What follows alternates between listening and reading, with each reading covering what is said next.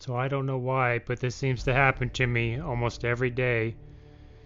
All the room in the world on the left, lane ending on the right, and here comes these two guys passing me at the last second. Warner actually had enough time. He was alright, but not this next guy.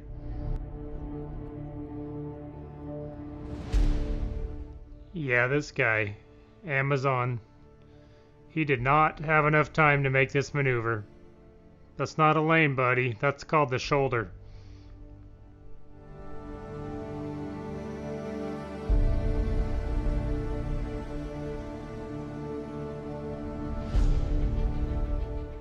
Thanks for watching the video. I'll see you in the next one. Have a great day.